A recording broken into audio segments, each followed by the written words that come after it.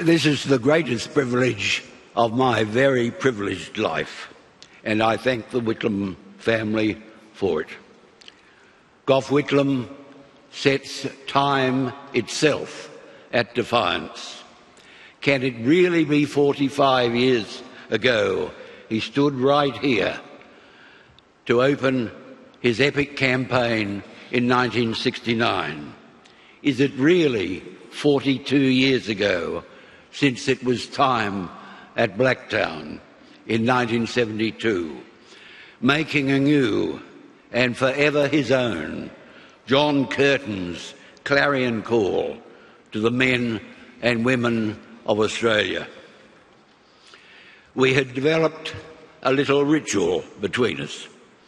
Before an important speech, he would touch me on the shoulder for luck. He didn't forget, even amid the tumult of Blacktown. It's been a long road, comrade, but I think we're there. He knew how much the words and the touch would mean to me at such a moment. You would go to the barricades with such a man. The Whitlam touch is on us all. He touches us in our day-to-day lives, in the way we think about Australia, in the way we see the world. He touches still the millions who share his vision for a more equal Australia, a more independent, inclusive, generous and tolerant Australia, a nation confident of its future in our region and the world.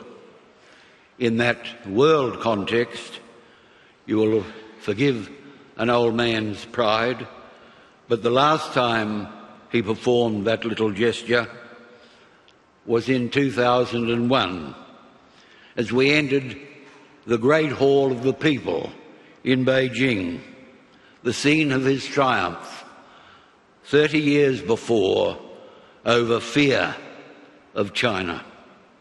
But his great stage was the House of Representatives, stage, pulpit, arena.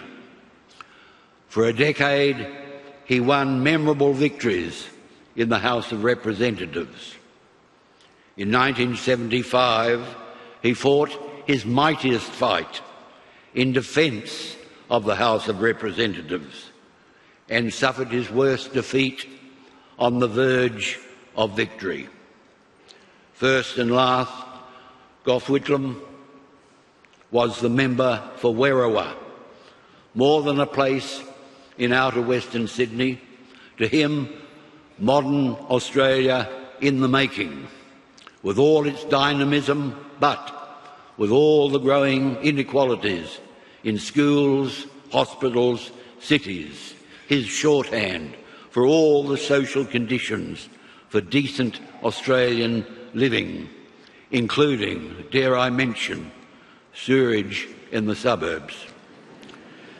He saw that only the nation's parliament and the nation's government could bring quality and equality to areas of Australian life where Canberra had never before dared or cared. From Werriwa, too, came his magnificent obsession with electoral equality, one vote, one value. And he believed with a passion that our nation of immigrants must crash through the barriers of intolerance and prejudice about birth or background, race or religion.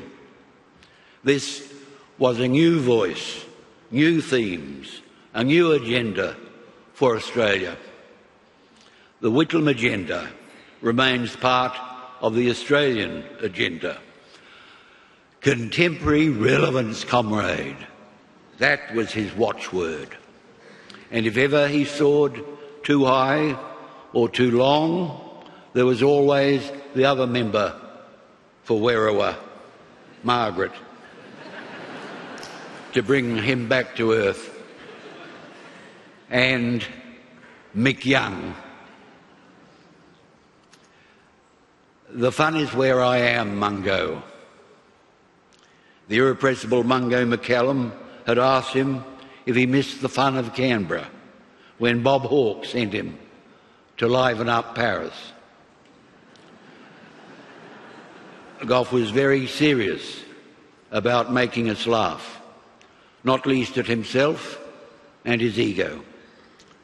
There was a lot of laughter in the Whitlam years, some tears too, but always energy, exuberance, enthusiasm. Enthusiasm for the high and noble calling of political service. Drive and purpose for his party and his country.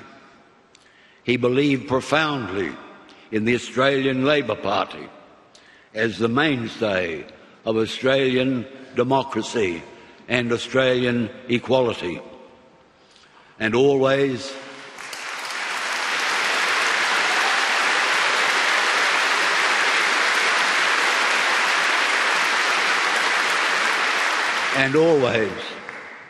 the sense of living Australian history and making it. In his rich and mellow autumn, he worried occasionally lest he be like King Charles, remembered mainly for losing his head. Your tributes, your presence here today, attest his true place in the hearts of his fellow Australians. Paul Keating is right. There was an Australia before Whitlam and there was a different Australia after Whitlam. He was